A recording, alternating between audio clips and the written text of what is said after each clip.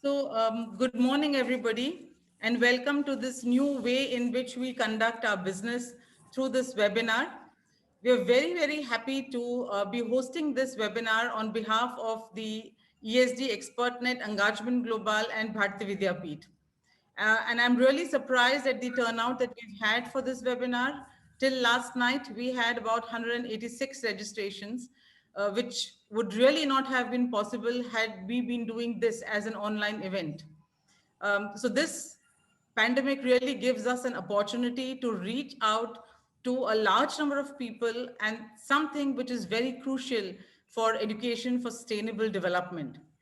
Today, we increasingly ask, if the education that young people undergo today is really relevant and meaningful to their lives. And ESD actually provides the knowledge, it provides the orientation to problems, it provides competencies that enables young people to take action for a better world. Um, Given that we are doing this online and we have a limited span of time at our disposal, one of the things is to really to keep to the point. So without much ado, I'd like to introduce two of our speakers who will give the welcome address. The first is Nicola Schumacher. She is the head of formal education department at Engagement Global, which is a non-profit commissioned by the German federal government and funded by the National Ministry of Economic Cooperation and Development. This Engagement Global is the central agency in Germany for development of policy initiatives, both at national and international level, so far as ESD is concerned. They oversee the development and planning of curriculum, for ESD across the country. And at the present moment, Engagement Global also coordinates this program, the ESG ExpertNet program, across 4 countries of Germany, Mexico, South Africa, and India. Following this, we will have a welcome address by Dr. Bharucha. Dr. Bharucha is the director of the Bharti Vidyapeeth Institute of Environmental Education and Research. A surgeon by profession, he wears multiple hats, and one of them, which is very close to his heart, is education. He's been in the field of education for more than 5 decades and has really seen the transformation that has occurred so far as the development of environment education in India is concerned. So with this, I would ask my colleagues to play the video by Nicola Schumacher, followed by which Dr. Bharucha will be live. So throughout this webinar, we will be going into a mode of videos and live sessions, although all of the panelists are available for live chat. Thank you very much. Hello, everybody. My name is Nicola Schumacher. I'm the head of the Department of Formal Education at Engagement Global in Germany, and I'm really happy to be with you here today. Thank you, vis-a-vis, and all the other ESG ExpertNet India members for making the virtual event possible. The title of the event, Taking the Leap, Education for the SDGs, summed up the work of this network over the last decade. The network and its members have been able to translate discussions on and about sustainability into real actions. We remain committed to strengthening the country networks and facilitating collaboration among the international stakeholders. The ESG ExpertNet, along with Engagement Global, has been a key partner of UNESCO in the implementation of the GAP Global Action Programme. As we look forward to playing an important role in this decade of action both nationally and as well internationally.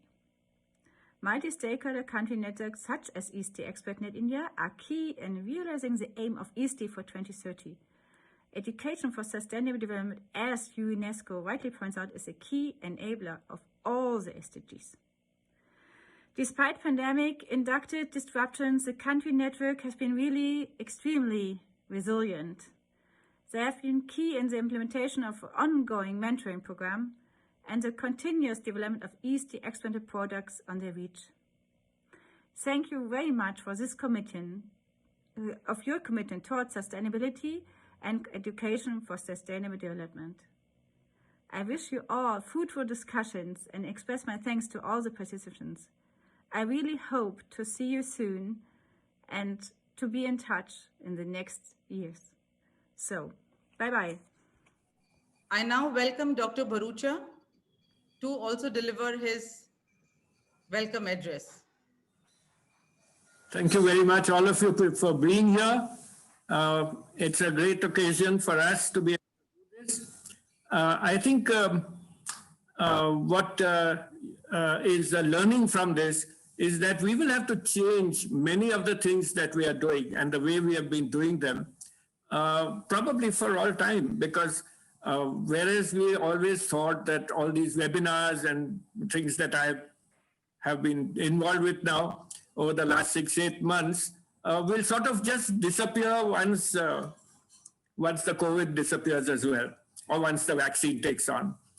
But I don't think that's going to happen anymore.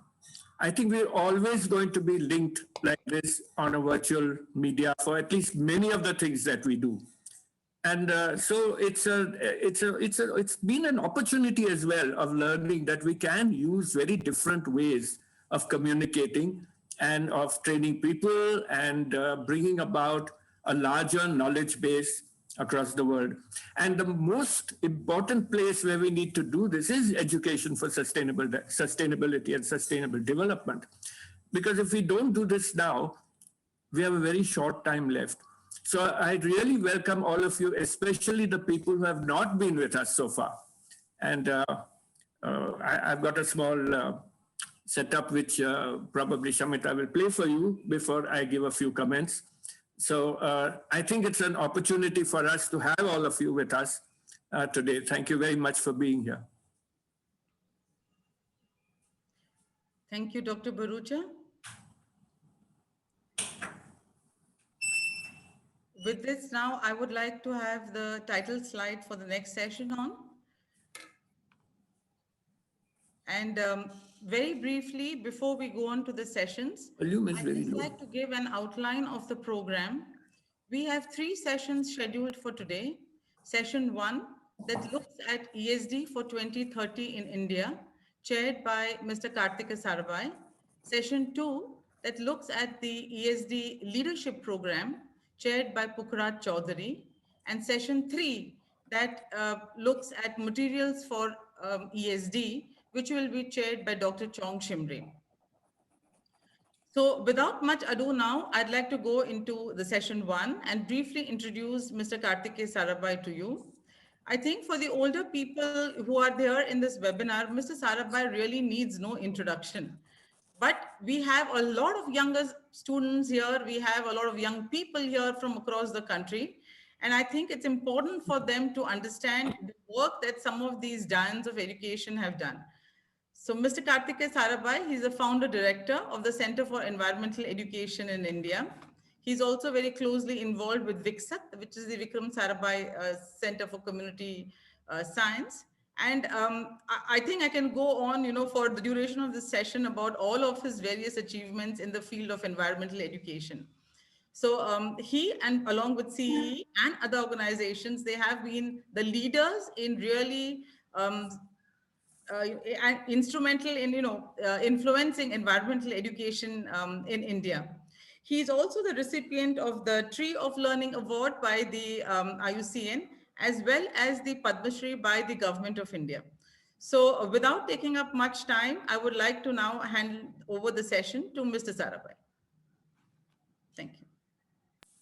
Thank you, Shamita.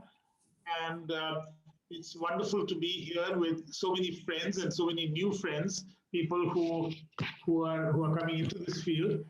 It's interesting. I was just looking at the Ahmedabad Declaration, which we did at the beginning of the decade, almost exactly 16 years ago. It's dated January 20th, 2005, and was so well crafted by Jim Taylor, who I believe is also going to be here today. But many of you were in fact at that meeting where we committed ourselves to understanding that we needed education for development, for sustainable development. Sometimes I think that the word ESD misses out the 4th word in that, which is the for. It's not sustainable development education, it's education for sustainable development. It's a driver of change. And in a world where we are trying to reach the Sustainable Development Goals, as Nicholas said and as Iraj said, that education is fundamental to making that change, for people to change. Lifestyles need to change, the way we do things need to change.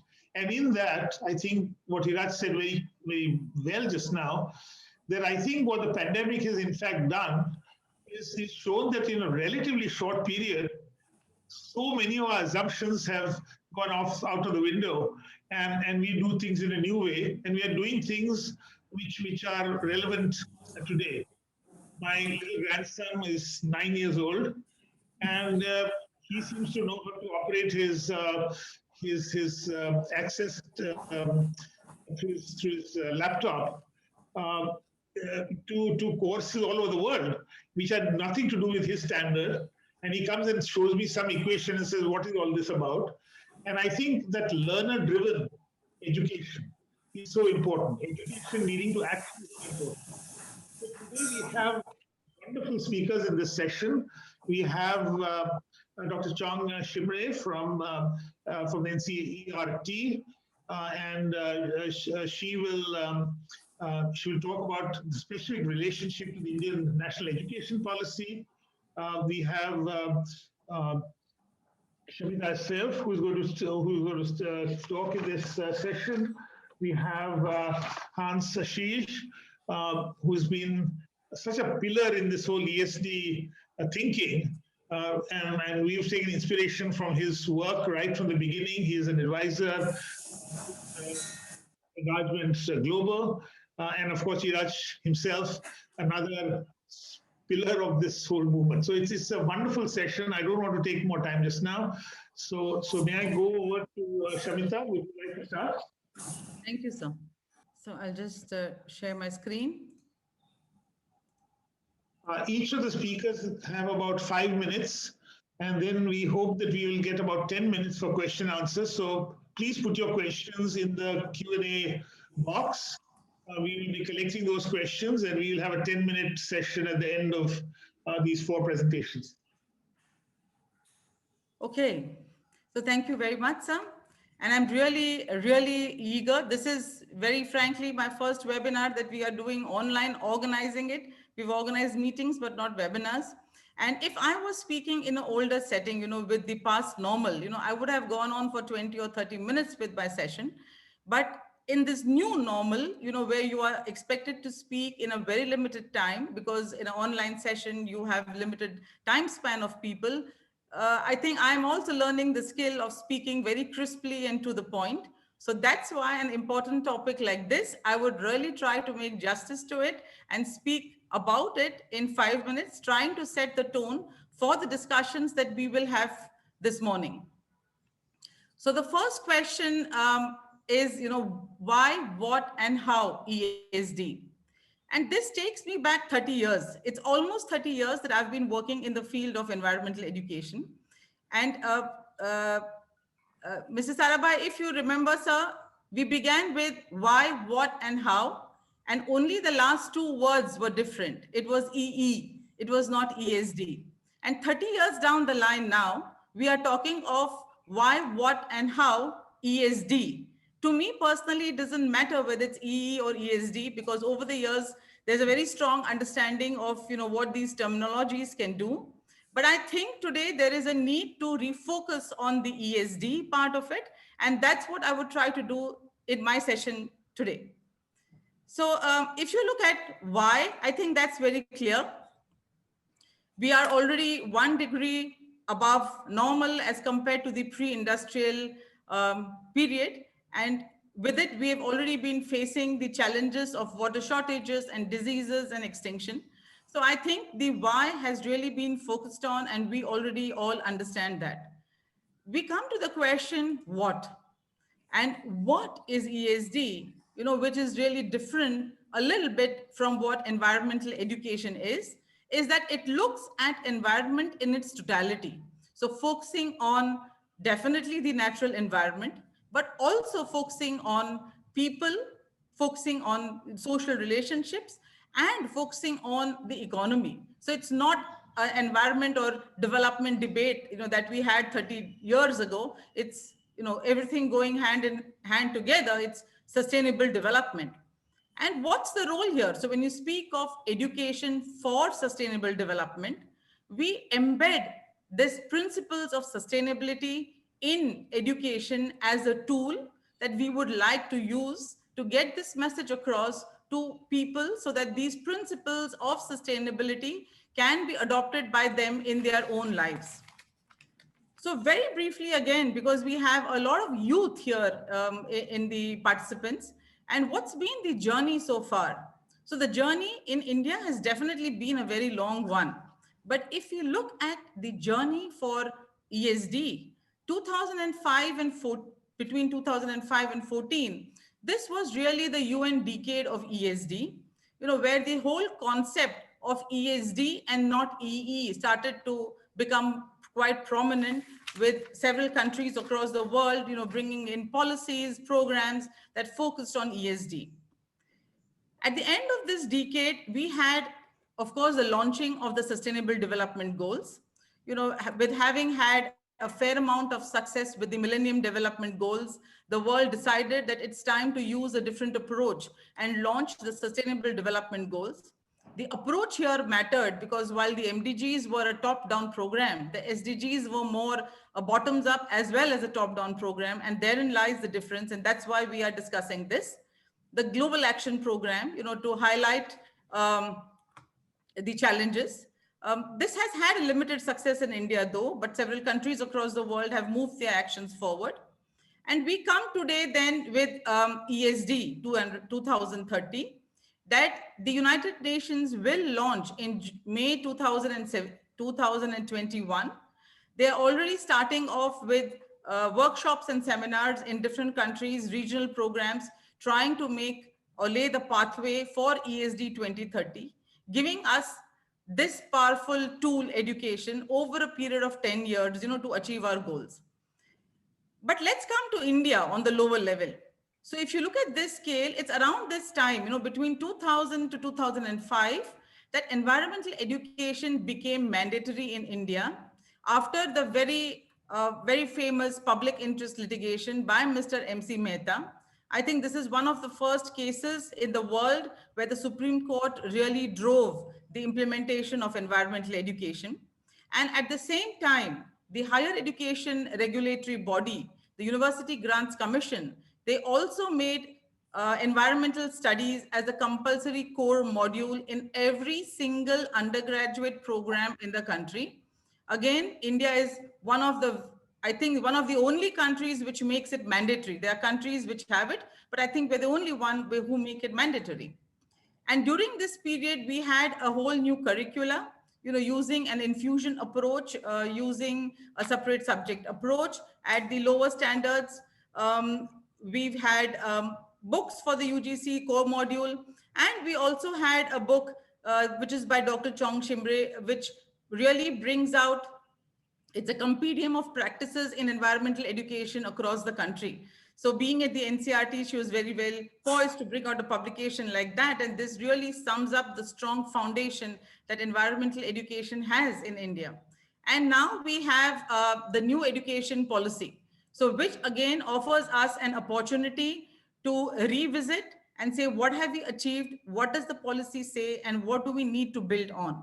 So today we will really focus on all of these. So what is then ESD for 2030? So we understand education, we understand ESD, but what is ESD for 2030? So ESD for 2030 basically looks at using education as a key driver of all the sustainable development goals, especially through goal number 4, quality education. So the ESD is seen as an enabler of the SDGs.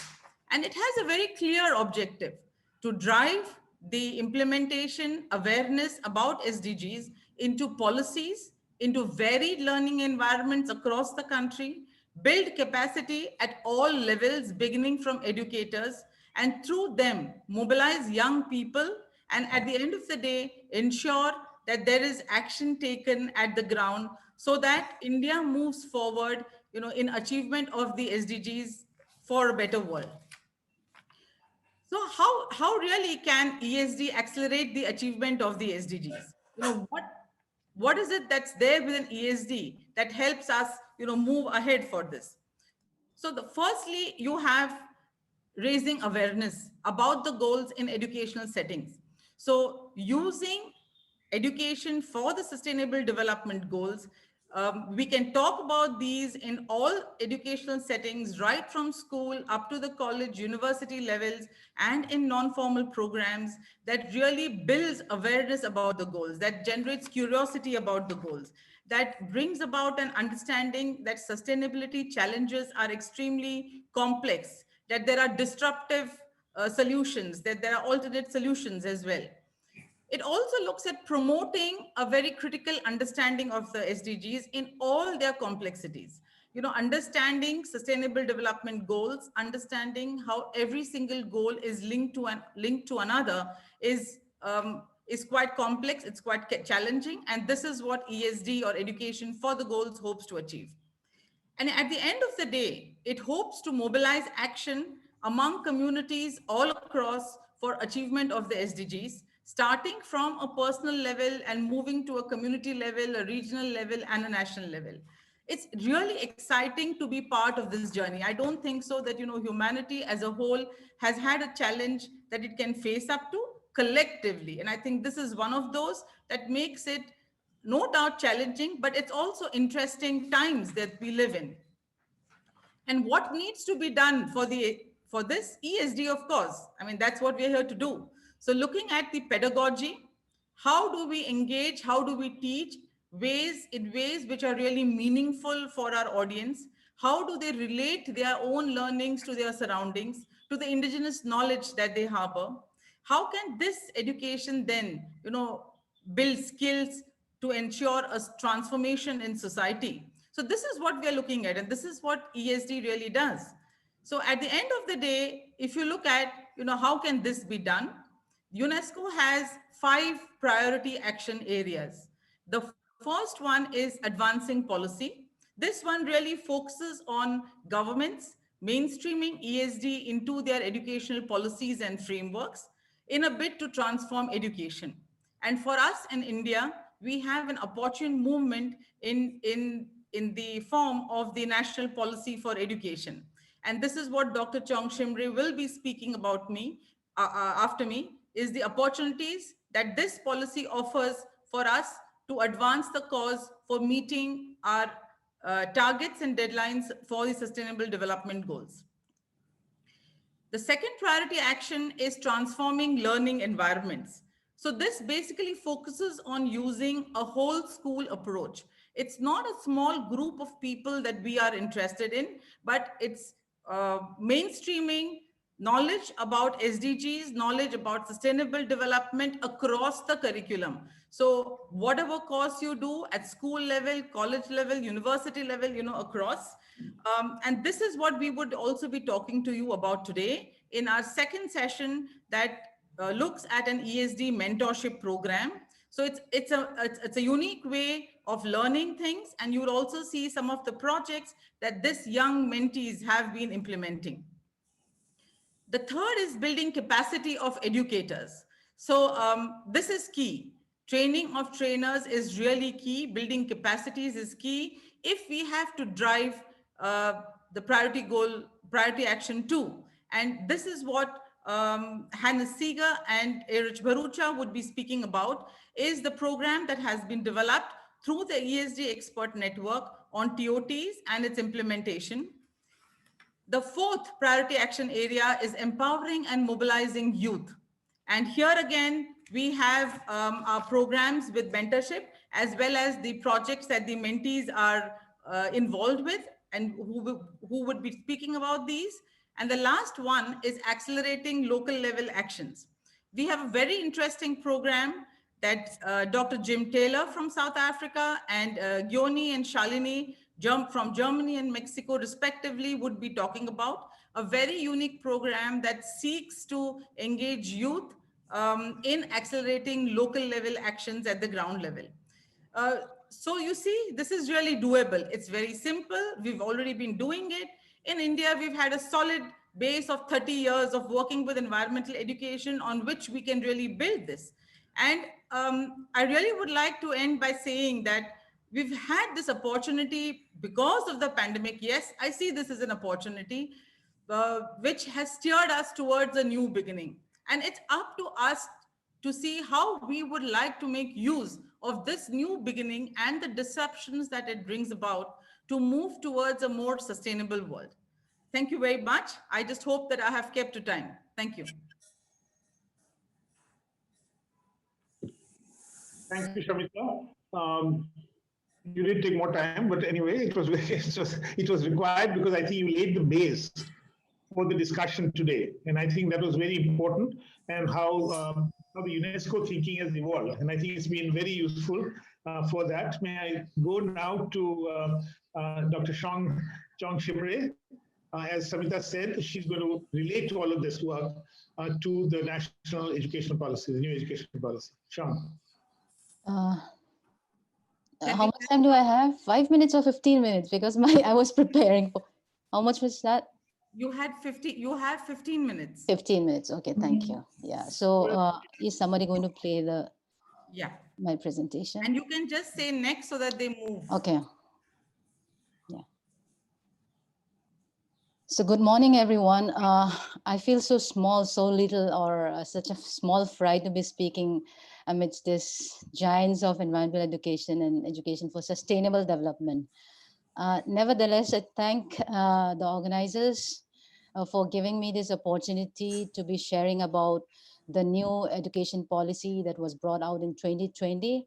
And my presentation will be like, I will be focusing I'll be speaking a little bit about an overview of the status of what environmental education is, because there are some youth there. I'm sure they're not familiar with what's happening with environmental education. And I will be talking about a minute on some challenges that we're facing right now on the implementation part.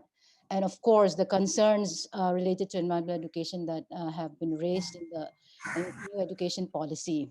And majorly my presentation will focus on what do we do with the concerns raised in the national education policy, so that we have something to take back, since most of us are all stakeholders. So I thought it's important for all of us to have what do we do with this, what can we do so as to achieve the concerns raised in the national education policy. So that's how my presentation is going to go. I will try to stick to the time. Maybe Kartik bhai, you might warn me in between so that I can just pick up the pace. Okay, can you please take me to the next slide? Yeah. So I mentioned about that I will be speaking about the status. So Dr. Shamita Kumar also mentioned about the Supreme Court's order, which is unique for India, because for the whole world, in fact, that it is in India that the Honorable Supreme Court had to intervene for the implementation of environmental education as a compulsory subject.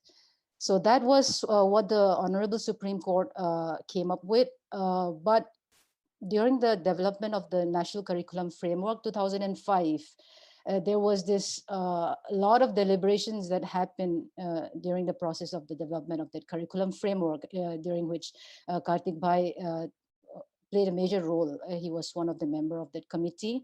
And it was decided during that meeting or deliberation that infusion approach can meet the needs of environmental education. So to say that we don't really have to have a separate subject called environmental education, but through infusion, by infusing all the concerns and concepts related to the environment in different disciplines or different subjects, we can still achieve the goals and objectives of environmental education. So that's how it was decided that we will follow the infusion approach in school education.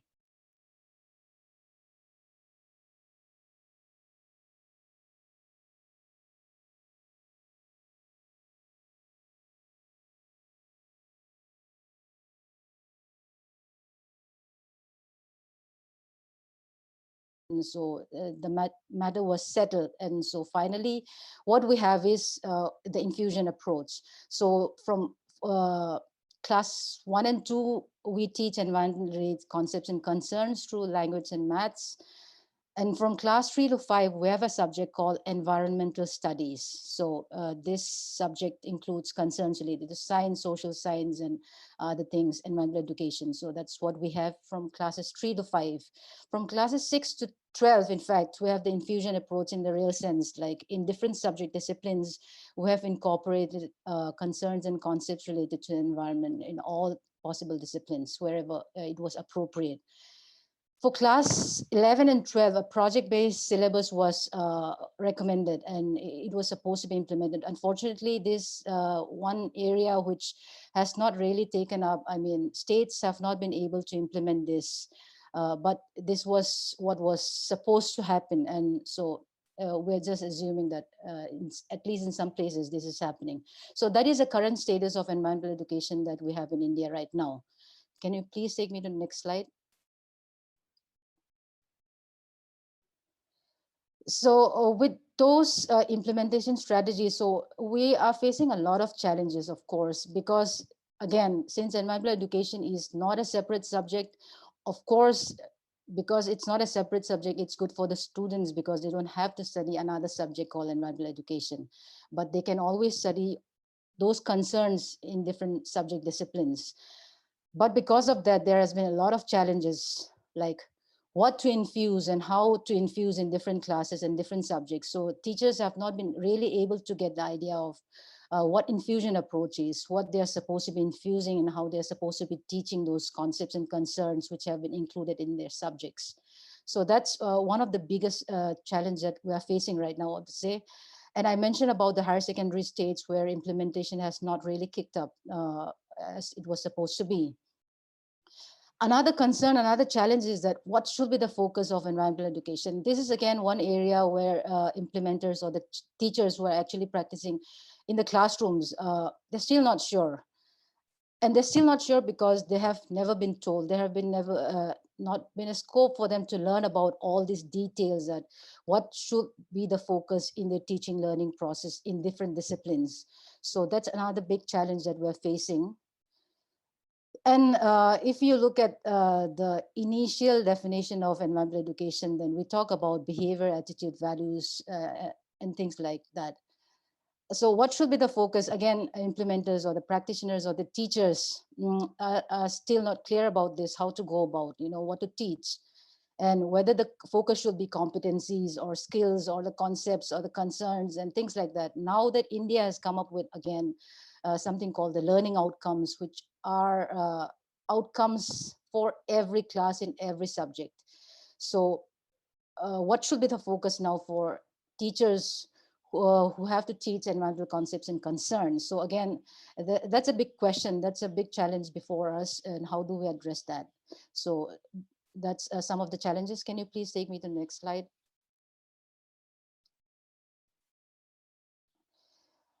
Another aspect that was mentioned in the affidavit that was submitted to the Honorable Supreme Court was that we were going to include 10% grant total marks in different subjects. Of course, if you look into the question paper samples or question papers of different boards, you'll find that, of course, they contain not just 10%, but more than 10% questions related to the environment. But the bigger question is that what kind of questions are asked? Is it only knowledge based, or what are the testing? So that is again a big challenge. So what kind of questions should be asked and how to frame the questions so that the right questions are framed so that we're able to achieve the goals of environmental education. So that's another challenge that we have before us. And I mentioned about the higher secondary, where we have, where it was mentioned that 50 marks will be allotted for environmental education component. So this is not really happening. And so it's a really challenge for the states also to implement this, because when the students get into 11 and 12, it becomes very disciplinary and they're so focused in their disciplines. Like they're very clear that some people want to get into professional courses, or the courses are so environment, like it takes a beating. So things have not really kicked out in terms of environmental education at class 11 and 12 level. So another concern or another challenge is, do we need a separate list of learning outcomes? As I mentioned, that India has come up with learning outcomes for different classes in different disciplines. So do we need a different learning outcomes which relates to environmental education? Because this is going to be important for syllabus developers or the textbook authors or different publishers or different boards which are developing the syllabus or the textbooks or even the questions for that matter. So how do we go about for environmental education? Do we need separate list of learning outcomes, or do we add more to the existing learning outcomes? So that's another challenge that's before us. So those are some of the concerns or challenges that we have, which still needs to be addressed as far as the current method of implementation that's happening right now. Can you take me to the next slide, please?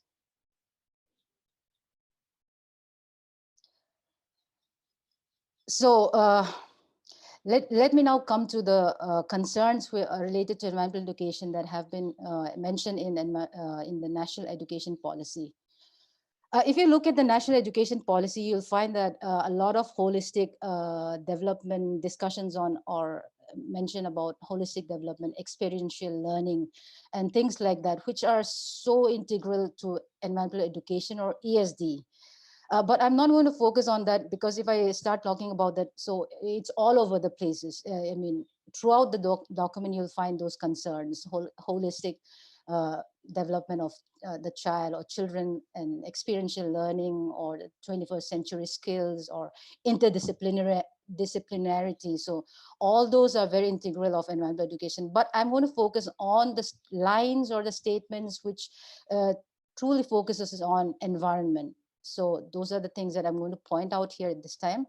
So as Dr. Shamita Kumar mentioned about the importance of achieving goal 4, that is ensuring inclusive and equitable quality education. So this has been emphasized in the national education policy. And so that is very significant, I would say.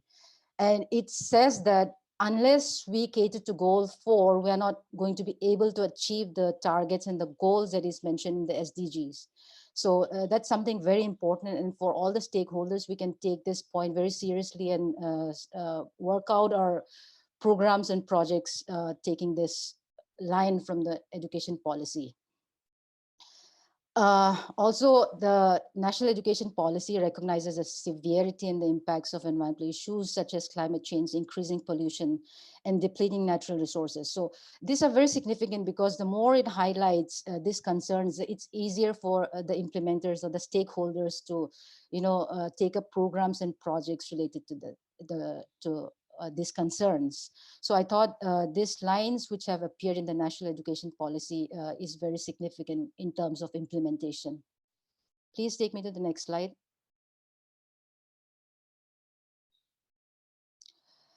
And it also says that environmental awareness, including water resources, water and resource conservation, sanitation and hygiene, and current affairs and knowledge of critical issues facing local communities, states, the country, and the world, should be learned by all students.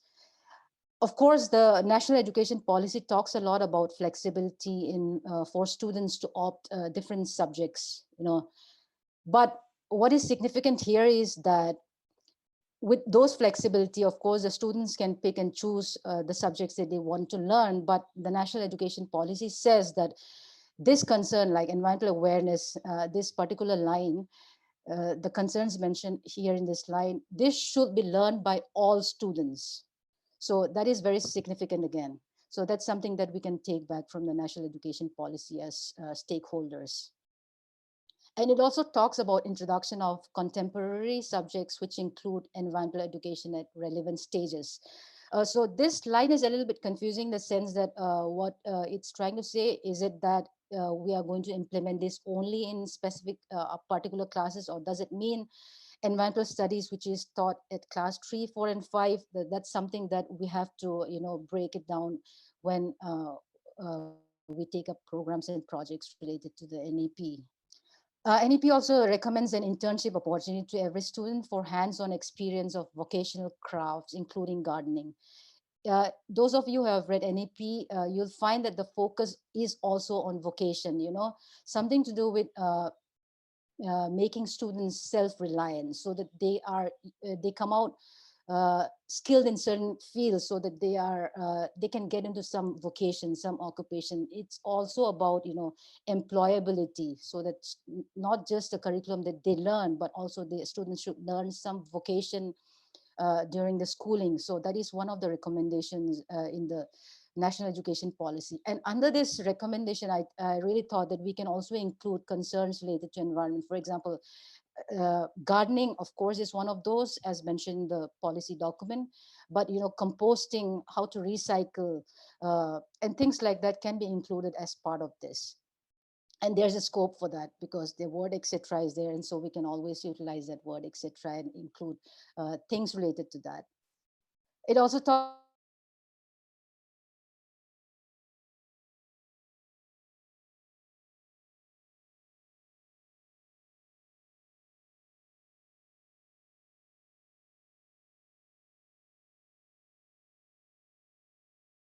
concepts and concerns related to environmental education uh, in our upcoming curriculum framework, syllabus, and textbooks, because all these concerns have been mentioned in the national education policy. So that's going to make a lot of difference. Next slide, please. And this something, doing what's right. This line I really like, uh, that is mentioned in the education policy, that young students, all students should be taught the importance of doing what's right. It talks about empathy, compassion, ethics, and which is so much to do with environmental education, or ESD. So I thought this line is also significant for us as stakeholders. And adaptation of NCERT textbooks by the states by incorporating local or state concerns. This is again very significant because environmental concerns in different states, or even for that matter localities, are different. So adaptation of NCERT textbooks is very important. Of course, the NEP says that NCERT's resources is going to be the model resource, and only states are going to modify accordingly. Otherwise, they're not going to develop their own resources, which is totally different from what NCERT is going to produce. That's what the national education policy says. So adaptation is very important. NCERT will come up with resources like we always come up with textbooks and other resources, but those have to be contextualized, because as I said, states look different, localities, different districts have their own issues, and they have to use those examples which will make sense to the students who are learning those concepts and concerns. So that's something very important. And of course, when you talk about environmental education, you cannot leave behind teacher educators or teachers, student teachers. And the national education policy has clearly mentioned what B.Ed programs, that is the teacher education program that's happening in India, should focus on. It says that B.Ed programs will appropriately integrate environmental awareness and sensitivity towards its conservation and sustainable development, so that environment education becomes an integral part of school curricula. And it also talks about B.Ed programs that it should emphasize the practice of fundamental duties. So what that fundamental duties have, I'm not going to read that out, but it all relates to taking care of the or protection of the environment, like forests, lakes, and rivers, and wildlife, and all those things. So it clearly emphasizes about what B.Ed programs should focus on. So that's very significant again, because since the NEP has talked about it, now we have a lot of scope to improve upon that. So can you take me to the next slide? So can you start winding up now? Yes. So what can we do now? So since NEP has talked so much about topics related to environment, for example, the concepts and concerns that has to be catered to, and how teacher education programs should look like. So first thing we can do is we can identify concepts and topics related to environment to be infused in different subject areas, So we can always bring out what sustainable development goals are, what should be the focus in those, in the infusion approach. What do we want to infuse? In that, we can always include the concerns of SDGs, and also the critical issues as mentioned the NEP. So those things can be listed as part of the concepts and topics that has to be catered to through the infusion approach. A guiding document for infusion will be really important because states and other implementers or other developers have no idea how to go about. So it will really help if we can come up with some document like that. Next slide, please. Next slide. So development of local specific resources. As I said, we really need to come up with local specific resources which will make sense to the students. So that's something stakeholders can take up. Rationalization of curriculum. For example, there are so many issues that has come up. For example, we can always relate environmental degradation is one of the diseases which we are facing right now. So this can be one of those highlights in the next curriculum, in the upcoming curriculum. Next, please. Next slide. Yeah. So role of ICT, again, a lot of scope for ICT in the area of ICT. We can develop resources which will make sense to the students so that it can be a motivation as well as learning resources for them. And also how they can put up or their findings through the medium of different websites or, you know, web-based resources. So that is something that can be taken up by different stakeholders. Next slide.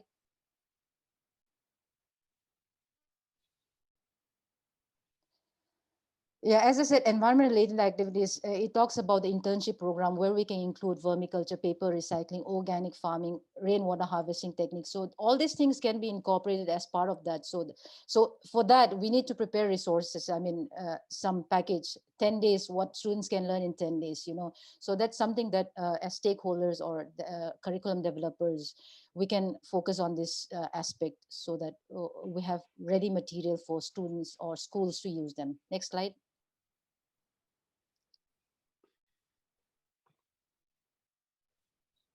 Next slide, please. Yeah. Assessment strategy is something that is a huge challenge, so that can be worked out.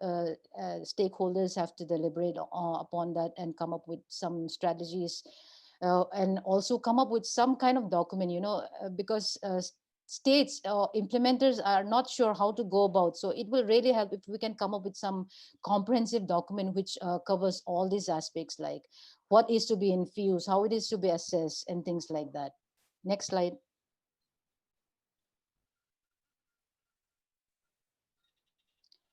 B.Ed programs, as I said, as the national education policy clearly points out what has to be incorporated in B.Ed programs. Now it's time for us to revisit the B.Ed programs, whether the existing courses adequately integrate environmental awareness and sensitivity towards its conservation, sustainable development. So that is some huge stars out there, so that we can come up with a better programs which will cater to the need of the which has been mentioned in the national education policy, as well as sustainable development goals and things like that. So we will have to revisit and look at the courses and modify accordingly. Next slide. Yeah, as I said, B.Ed courses we can always modify, but there are lakhs and lakhs of teachers who are already teaching. So we also need to prepare some resources for them so that the latest need of the hour, for example, the issues highlighted in the national education policy or the sustainable development goals can be incorporated in such training packages. So that is something that stakeholders might think about and come up with resources for or training package. Of course, the resources that is prepared by the expert net can also be used as one of those resources, but a more comprehensive resource or a training package which will cater to the need of Indian teachers. So I really think that that will really help the teachers as well as the states if we can come up with some comprehensive document which will help them in comprehensively, like what to teach, how to teach, and what are the concerns of NEP or SDGs, and how to assess. So all these aspects incorporated in the training package, if we can come up with something like that, that will really help the practitioners or the classroom teachers. So those are some of the ideas that I wanted to share. There's a lot that can be shared about NEP and what we can do with what has gone into the NEP. So I'll stop at that. Yeah, sorry, I went a few minutes extra. Thank you very much.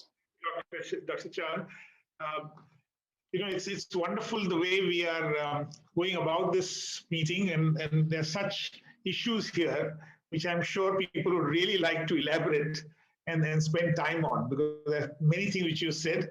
But thank you, and I think you really linked the challenges to the challenges in India, and also the huge opportunity which exists in India today. So thank you very much. May I now go to Hannes Seish? Is it? Hannes has sent a video, sir. So I think the IT guys would be playing it. Okay. Although he's here, standby. Yeah. Yeah.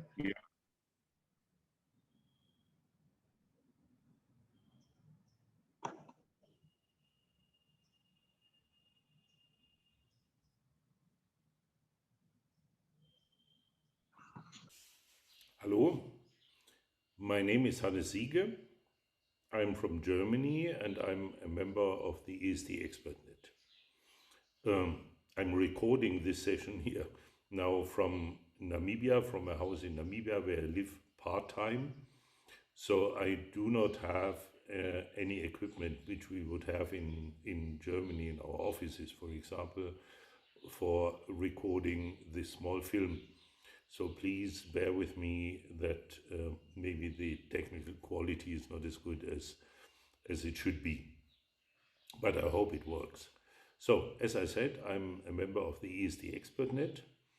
The ESD ExpertNet, you know about probably is a network which comprises of members of 4 countries. The countries are Germany, South Africa, India, and Mexico. So we are also a multilingual network. Our main language, of course, when we come together and talk to each other is English, but we also dealing with our local languages, like, for example, Hindi or Spanish or German, when we are implementing activities in our countries. And one of these activities is the training of trainers. The training of trainers program is actually a part of 4 core activities of the ESD ExpertNet. You see them here. I hope that works properly. Yeah, now it should work. So the training of trainers program is one of the activities among others. What is the training of trainers program? It's a program for multipliers, meaning multipliers who are dealing with sustainable development in several education environments. We are dealing mainly with schools, respectively with teacher training. So our multipliers are teachers, teacher trainers, and so on. And we offer them something which is based on the idea of sustainable development as, for example, the United Nations have defined with their Agenda 2030 and the 17 Sustainable Development Goals. So what do? We have 4 main modules comprising of several units. The first module is about living and learning in a complex world. We are talking about risks and challenges of the future and the response to risk and challenges by defining what sustainable development is. Sustainable development is a response, or the concept of sustainable development is a response in this sense to risk and challenges of our world. And we are talking there also about the Agenda 2030 and the Sustainable Development Goals. The second module is about education for sustainable development now. It deals with how education should respond to the challenges of sustainable development. So it's talking about what education for Sustainable Development is. All you know that we refer here to the UNESCO, for example, who is champion worldwide in the conceptualization of education for sustainable development. We talk about competencies to be developed to deal with risks and challenges, for example, through being able to act accordingly and appropriately. And we are talking about professional competencies, for example, for teachers and multipliers. The third module is about digitalization of and ESD.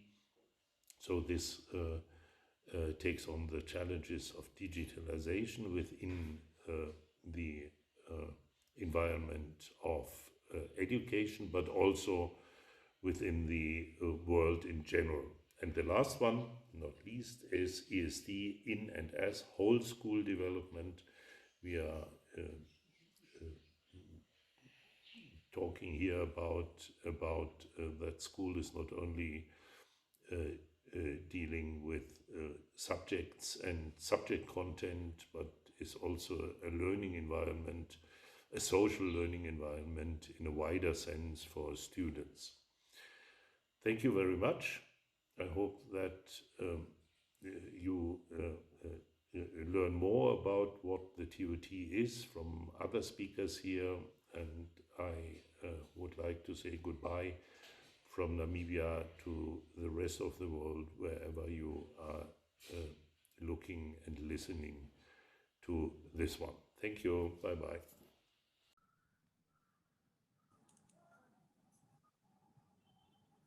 Thank you, Hannes. That was really good.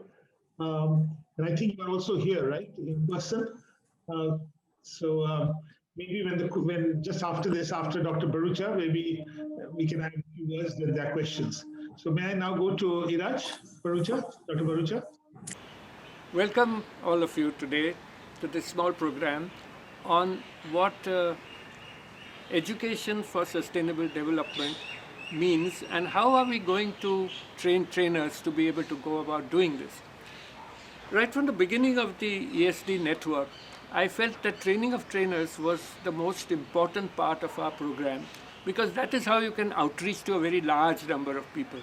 This was a very important part of what we therefore actually evolved at the very early stages of trying to understand how to get about doing ESD in 4 countries. We had wonderful people who had already trained a lot of people in sustainability, sustainable development, environment education, and so on. But here we began to evolve new ways of doing things. And one of the things that we started very early was to try to develop a training manual for people who wanted to do training in sustainable development. And so we had a wonderful set of people who actually evolved the first training manual, which was a mix of a large number of ideas which came through into one book. But this book later on had many offshoots and many offsprings, and these were specific to our different country needs, and we realized very soon that this was very important. We also had wonderful trainees. They were enthusiastic young people who wanted to do sustainable development themselves and put this on a wider framework. And they were very innovative kids, and I must say they did so many of these things entirely on their own. And gradually we evolved a whole set of principles about how to do training of trainers. And finally we realized how important it was to link this to each of the sustainable development goals. And just like we had one training manual which came out of our ESD network and the training of trainers program, we had many other smaller programs that we did in training people and trying to understand how they could get this into schools and even into colleges and university programs. And we did so many innovative things through this activity that training of trainers would definitely be considered a very important part of the ESD network. We have a long way to go, and I'm sure that you all coming in afresh will bring about new ideas and new ways of thinking and innovate many, many more new things. The current manual is a beautiful manual because it has so many successful programs that have been done in India as well as all over the world and in our 4 countries as well, which have led to sustainability. And this is the future of the ESD network, which you are now part of. Thank you very much for being with us today. Okay, what I'd like to say is Hannes brought out what the 4 modules were that we started with and which have run through this whole program. It's been a process of learning. And what's interesting about the Training of Trainers program is that it has linked these other 3 aspects together with this training of trainers. And they have been always interdependent, which is very interesting. Next slide, please. So this is one of those very interesting pictures, which was taken in the first workshop that we had in India. And this was our field visit.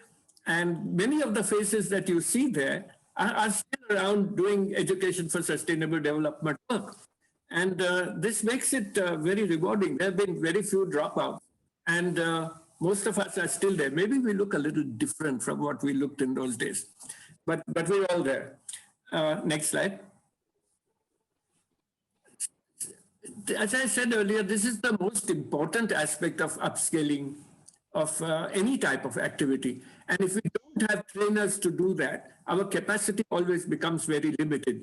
And this is where we have done a whole lot of programs in various parts of 4 countries with different types of organizations, different type of people, different type of trainees. Next, please. Now, this has gone through several phases, from its initial phase to an integration of our 4 countries, trying to understand what our 4 countries were doing. And then it led to many different types of offshoots. This has been very, very fascinating, that whereas we were talking about ESD as a very focal thing, there were lots of new things that emerged from this as very separate things, like very, very exciting things. And so there's a lot of material there in the ESD network, which new people can go into. But what we would like to see, or what I would really like to see, is for you to continue to innovate new things. And that's where ESD will grow. So next, please. So here you have various internship programs that we have had. And these interns are now themselves very good at what they do. So there's enormous opportunity in trying to look at these challenges. And whereas there are going to be more and more challenges, there are also going to be more and more innovative ways of looking at them. Next, please. At BVIR itself, we have done so many different types of things. We very strongly believe in taking students especially out, but we need capacity training for that, for trainers to be able to do in the field, as well as now do very much more on the net, which we can actually use for training teachers as well as students on how to do and how to integrate ESD into their own lives. And I think this is where the importance of what we try to do as training of trainers is. Next, please. We have a lot of material which has developed over time, posters and booklets and things and now what we're trying to do is to integrate this into an app system. In many places, it's very easily possible. In some places, it's difficult even to get a network. But this is something that we have been able to do, and we use an app to be able to bring about ESD material right down to the school level and to small villages. Next. The other end of the spectrum is that we have been able to, as Shimei rightly pointed out, the very important part of what NCERT has been able to do, and that is to bring about this in many, many different ways. But we have also been able to take this through the University Grants Commission in a program where we have a textbook, which actually has now, the new textbook has a large section on education for sustainable development. This is about to come out now. And this is where ESD and TOT has influenced each other and made a possibility of taking this to the next level up at the college level and perhaps even beyond into professional colleges. Next. I think I want to last tell you that in everybody's life, there is this challenge of sustainability and sustainable development. And for us as trainers to act that out ourselves is the way to go about bringing this into a large number of people. So thank you very much, all of you, for being here. I hope all of you take part in this kind of activity because that's what ESD is about. Thank you very, very much. I hope after my time. Yes. Well, this session has gone on longer than what we had thought. So, do we have time for a few questions, or what would you suggest? So I think we can go. Yeah. That's a good question, Kranti. Yeah, there is one question from Sheetal, who's a mentee in this current mentee in leadership training program, and she's asking, what are the challenges which are limiting us at country level, India, to move further from E to ESD? Will I answer that?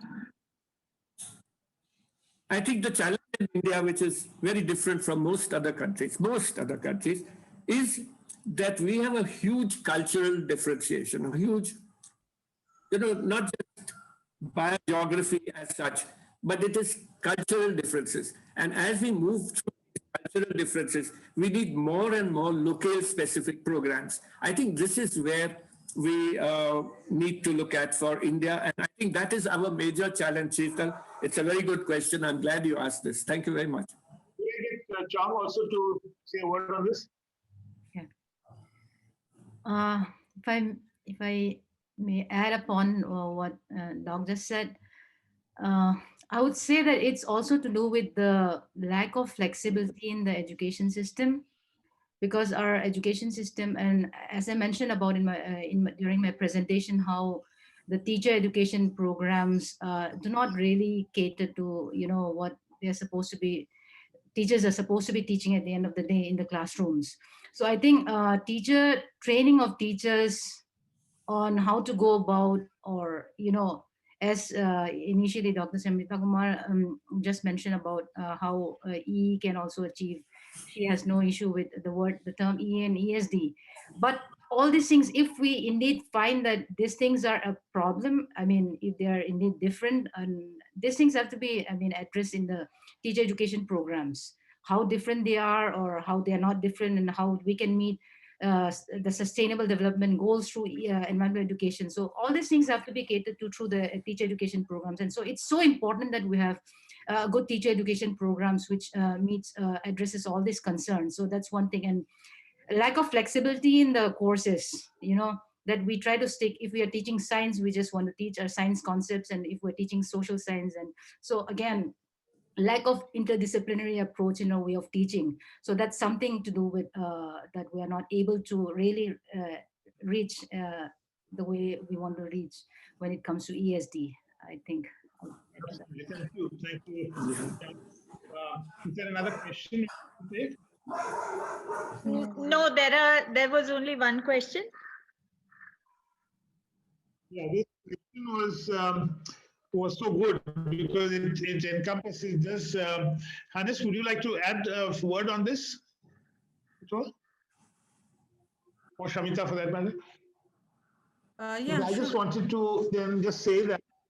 Yeah, Shamita? Yeah, I think it was a very good question, because when you say what are the challenges at the country level to move from E to ESD, as Chong rightly pointed out, it's also the awareness, like I said, I don't have a problem with E or ESD, because I think irrespective of the term, we can achieve the same thing. It is the same thing. You cannot just have environmental sustainability.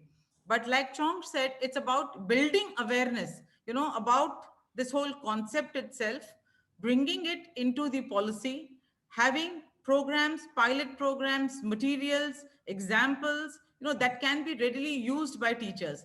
And I'm really happy that Dr. Chong Shimre is, at the helm of, leading these affairs in India. And she has a very good understanding of how one can really move from policy to concept to having a bank of examples, training of teachers, down to involving students in local action. So I would say that there are challenges, but I wouldn't say that we are without solutions. We are there, we are midway. And that's why we have conferences like these, so that we can form a network rather than working in silos. Thank you, Sridhar. My own take on this is it's not necessarily E to ESC, but whether it's CE or ESC, the educational system as it's been developed was not really developed for mindset. And I think Chang mentioned about the flexibility, but the very structure of our education system will need to undergo change. And we are seeing, as was rightly pointed out today, that thanks to COVID, a lot of the things have changed. The way we work, the way students work today has changed. And I think that process of churning will go on, I think, this whole year. And I think we will work on it. All of us together need to really think of that system as is, in terms of examining, in terms of subject size, we do things. So, Shamita, thank you for this thing, and I think we should go on to question 2 if there are no other questions. But yes, Hans is here. Would you like to add something personally? He was here a minute ago. I think he left. Maybe it was a connection issue. I don't know. But he's not right now in the panelists. Okay. So thank you, Shamita. Yeah. Thank you very much, sir. Yeah, Kranti, thank you. I would like to thank Chong as well as Dr. Barucha and Hannes for joining us. I hope he's able to join us again.